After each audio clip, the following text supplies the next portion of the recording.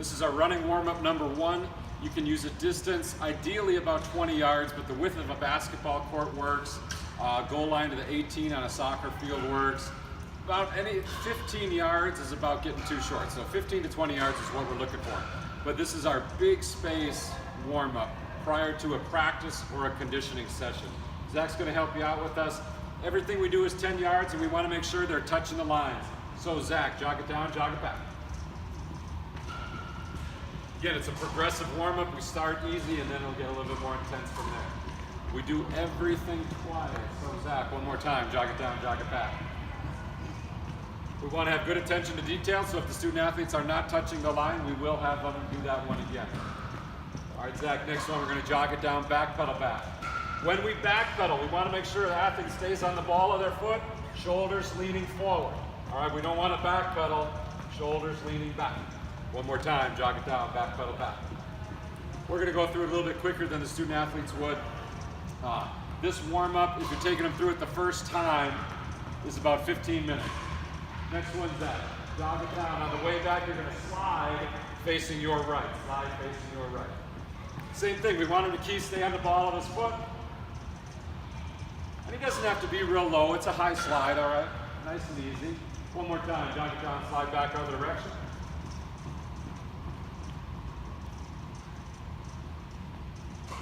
Stay sideways. We don't want him tipping and leaning forward and galloping. And then jog down. Give me a nice easy skip coming back. We like throwing the skip here in the beginning because we're going to ask for a little more challenging skips at the end, but it's a very simple movement pattern that they need to be proficient with. One more time, jog it down, skip it back.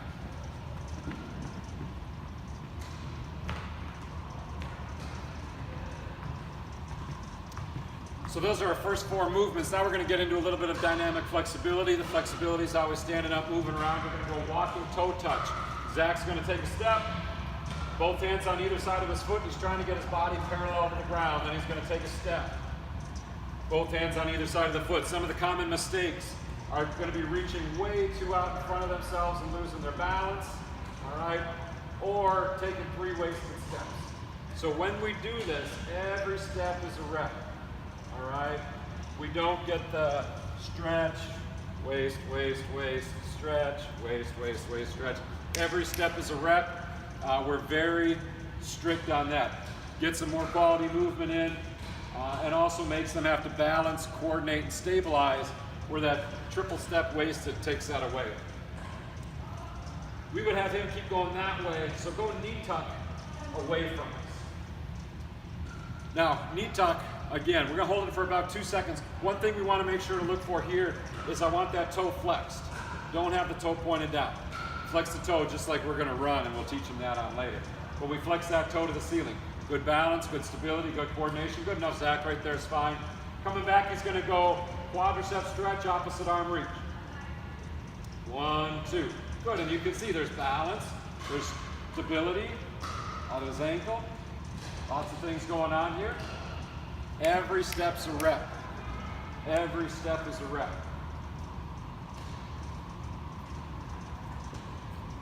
And then we're going to finish with our figure 4.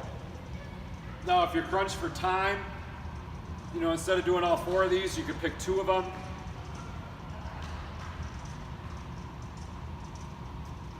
The figure 4 crosses the ankle over the opposite knee, then gives a little squat down. Cross the ankle over the opposite knee, little squat down. So when he finishes this, we're going to go back to some running patterns, movement patterns. Little more challenging. Mind and the feet, body are working together. So our first ones are karaoke. Most people have done it before, but we have some cues we want to use. So Zach, jog it down, karaoke back, facing your right. We want it big, okay? We're warming up. I don't care how fast the karaoke is. I want it big. I want that front knee coming high and across, working hip and groin. All right, and again, he's always bouncing on the ball of his foot. The heel is your body's brake. We don't want to see heels touching the ground. Jog it down, karaoke back, other way. He stays sideways, all right? He doesn't go through it and he's kind of half forward, half sideways. He truly stays sideways, and there's no hurry. We're just warming up. We want it big. We don't necessarily want it fast. Jog it down. Next one's our crossover run. So this is a challenging one. Same as the karaoke, but no foot behind. It just comes in front. In front, in front. You see the nice bounce on the ball of the foot. Stays sideways, picks the knee up high. Jog it down, same thing back other direction. You're going to have some student athletes that struggle with this one. All right, because again, the mind and the feet just don't work as well as we want them to. But that's part of quickness, is getting their mind and feet to work better together, and these drills will help them out. Jog it down, cross under run. Then we go the exact opposite thing and go cross under run. Make sure they stay sideways on these crossovers and cross unders. The tendency on this one is to backpedal. All right, you just end up going too much and it gets to be a backpedal. Jog it down, cross under, other direction. Stays on the ball of his foot, stays facing sideways. Good, and no hurry, no hurry. Then we're going to put it together with a little bit more challenging, what we call double karaoke. So it's going to be 2 to the front, 2 to the back. Jog it down, double karaoke, back facing your right. Good, front, front, back, back, front, front, and again, big, big, big. Jog it down, double karaoke, back facing your left. Now, if your athletes are really having trouble with it, you can keep the feet lower, and that's a little bit easier for them. But eventually, we want it nice and big like this. Then we're going to come here and get our next flexibility, mobility. It's actually some strength work as well, some relative strength work, but 10 bodyweight squats. So on the bodyweight squat, I'll count the down, he counts the numbers, down, he counts 2. We want a full range of motion, all right, all the way down. And again, it's not a race, but it's low. All right, we squat as low as we can to work the flexibility, the balance, the mobility. So he's going to do 10 bodyweight squats. And again, I'd be saying down, 1, down, 2. Then we're going to do a forward lunge. So forward lunge, his upper body's going to stay tall. Back knee taps the floor.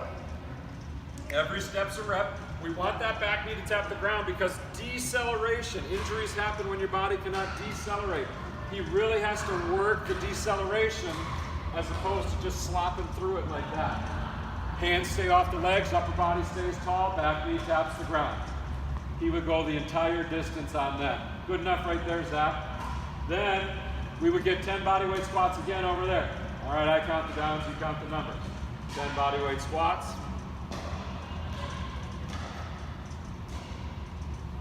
Make sure on the bodyweight squat the heel stays on the ground, upper body stays tall. And then he'll finish with reverse lunge. So again, upper body stays tall, back knee taps, but now he's going down. You don't want him to take such a big step that they have to take multiple steps getting back together. All right, 1, boom, aggressive step, gets their feet back together.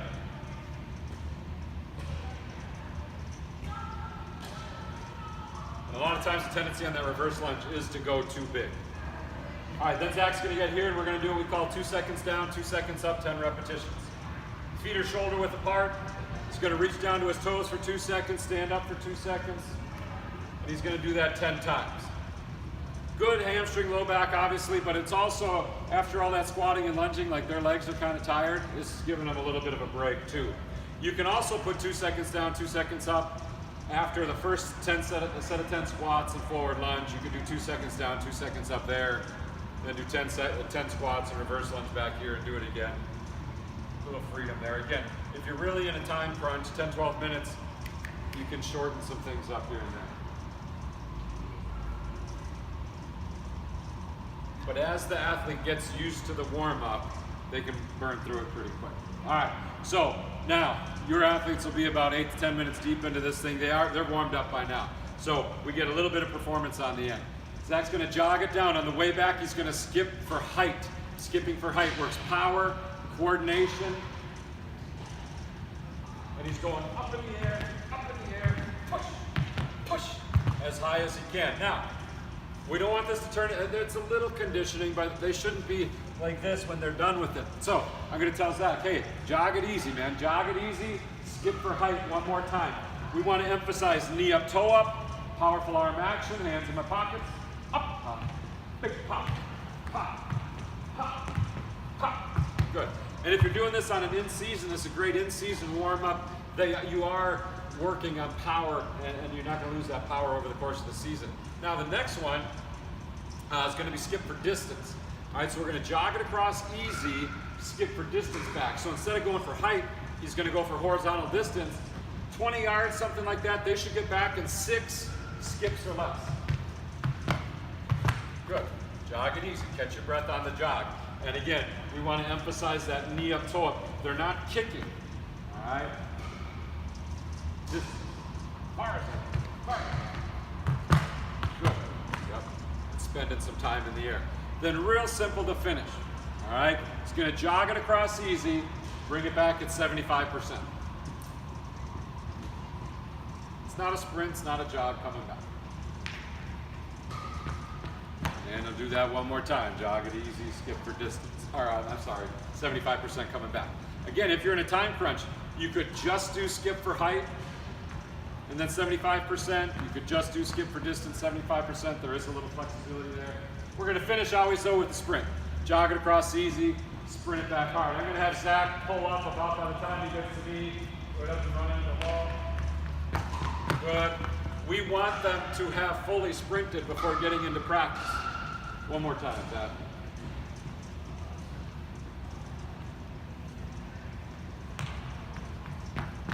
All right, then we're going to finish with our dynamic flexibility. Again, he's going to go with what we call a soldier, keeping his leg straight, touching his opposite hand, opposite foot.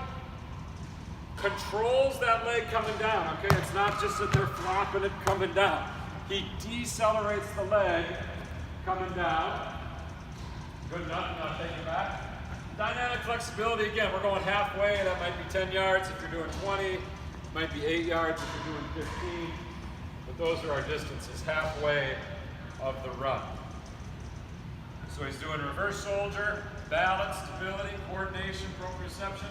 And then he's going to finish essentially with our bear crawl, hands and feet, butt stays down low. He tries to wiggle as little as possible.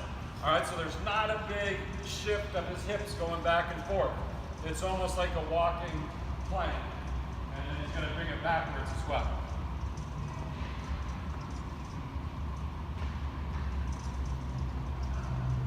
Good, he'll stand up and give us 10 big shoulder circles forward and 10 big shoulder circles back. And that's the running one warm-up. There's a lot of variety you can do it in there, but if you're sticking to it right by the book, that's what it'll look like. Running number 1.